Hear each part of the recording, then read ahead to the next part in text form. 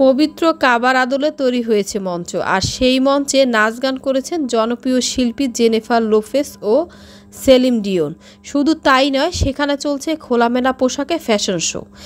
এমন কিছু ছবি ও ভিডিও ছড়িয়ে পড়েছে সামাজিক যোগাযোগ মাধ্যমে। সম্প্রতি সৌদি আরবের রাজধানী রিয়াদে একটি ফ্যাশন শোতে দেখা গেছে এমন দৃশ্য, আর এরপর থেকেই বিশ্বজুড়ে শুরু হয়েছে সমালোচনার ঝড়।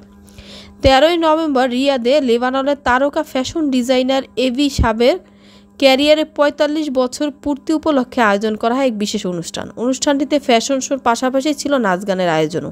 আর সেই আয়োজনেই খোলামেলা পোশাক, নাচ ও গান পরিবেশন করতে দেখা যায় জেনিফার লোপেজ ও সেলিন ডিওনকে।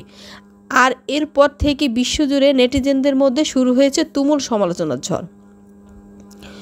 অনেকেই বলেছেন, হজ ও ওমরার দেশ সৌদি আরব দিন দিন পরিণত হচ্ছে পাপের স্বর্গরাজ্য। যে দেশকে ইসলামের রাজধানী বলা হয়, সেই দেশে জন্ম নিয়েছেন মানবতার মুক্তির দূত হযরত মুহাম্মদ সাল্লাল্লাহু আলাইহি সাল্লাম। সে দেশে কি হচ্ছে এসব? এই ঘটনা ছাড়াও সাম্প্রতিক সময় এমনও আরও বেশ কিছু ঘটনা ঘটতে দেখা গেছে এই দেশটিতে। 2022 ও 23 অর্থ বছরে 2022-23 অর্থ সম্প্রতি রুমিয়াল কাত্তালি নামের এক মডেল মিস ইউনিভার্স প্রতিযোগিতায় অংশগ্রহণ করেন, যেখানে তাকে খোলামেলা পোশাকে কালেমা খচিত সৌদি আরবের পতাকা হাতে দেখা যায়। এই ছবিও সামাজিক মাধ্যমে তুমুল সমালোচনার ঝড়। এছাড়াও ইসলামে যেখানে মদ পান করা কঠোরভাবে নিষিদ্ধ, সেখানে সম্প্রতি বারবার খুলে মদ বিক্রির সিদ্ধান্ত নিয়েছে সৌদি সরকার। যদিও আপাতত এইবারে প্রবেশে অনুমতি পাবে শুধুমাত্র অমুসলিম বিদেশি কূটনীতিকেরা। শুধু মদ না বা সিনেমা না, সৌদিতে নিয়মিত হচ্ছে পপ কনসার্টও।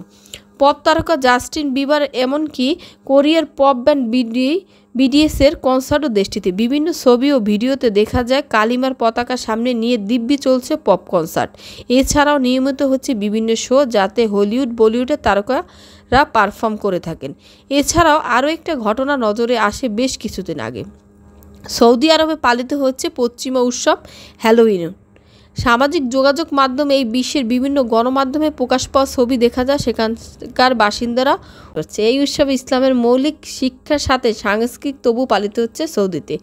মুসলিম জাতির জন্য সবচেয়ে পবিত্রতম দুই স্থান মক্কা মদিনা, যে দেশে শুয়ে আছেন বিশ্বনবী হযরত মুহাম্মদ সাল্লাল্লাহু আলাইহি ওয়াসাল্লাম, যে ভূমিতে জন্ম নিয়েছেন সাহাবায়ে ইকরামরা, যে দেশের পতাকা রয়েছে পবিত্র কালেমা, সে দেশ এখন পরিণত হয়েছে পাপের স্বর্গরাজ্য।